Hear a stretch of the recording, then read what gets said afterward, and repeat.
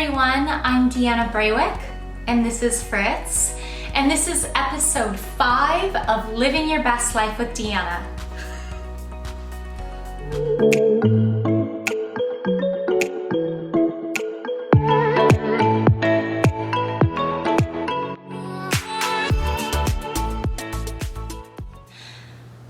So I'd love to have a heart-to-heart chat today.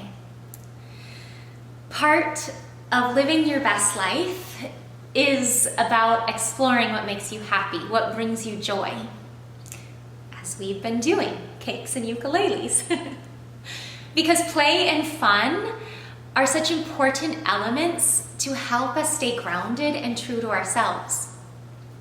But living your best life is also about going beneath the surface and acknowledging both the positive and negative realities of our lives. And right now, we are in very unique times.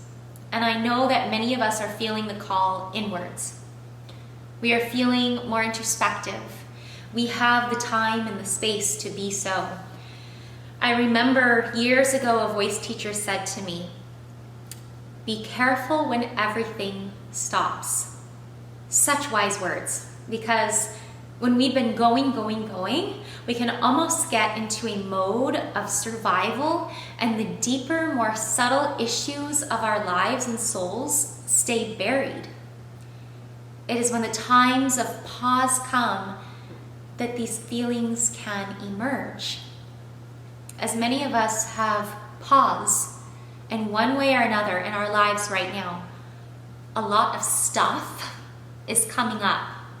I'm definitely experiencing this in my personal life, and it seems to be a collective experience. And what I'm hearing from you guys, thank you for reaching out amongst my close friends, and also what I'm seeing on social media. We're all in this together.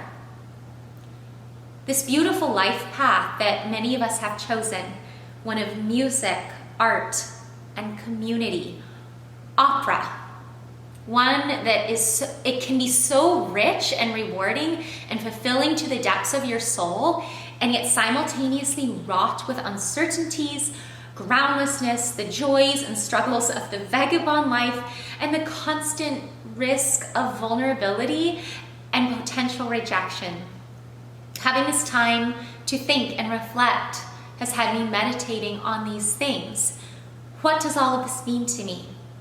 The big questions of life, such as purpose, identity, and what is my true happiness, are arising right now more than ever before. And it's scary and painful. And yet, I feel like I need to look at it. I need to notice what's coming up. I remember when I was in school, whenever we'd have a guest speaker come in, one of the reoccurring messages was, "This is a lonely career path." At the time, I sort of guffawed. I love this word.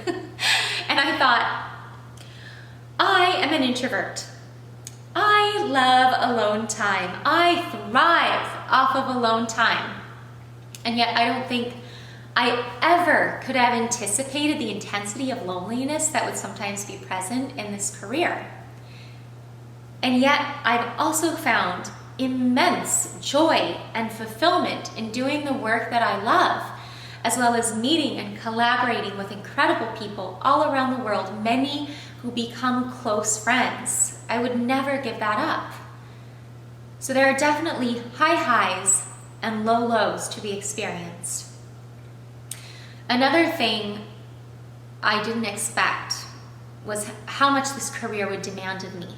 The missed weddings, funerals, holidays, when a gig directly conflicts with these momentous life events.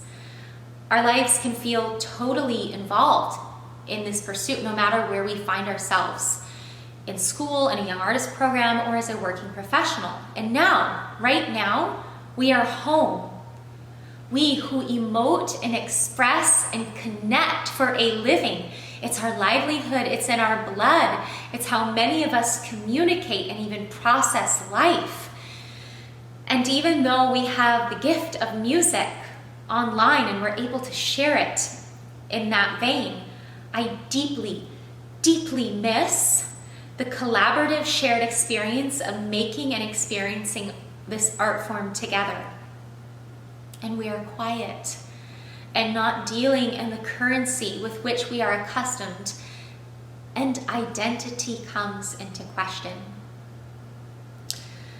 Over the years, I've found different ways to manage isolation and anxiety that can accompany this life and apply to our lives right now.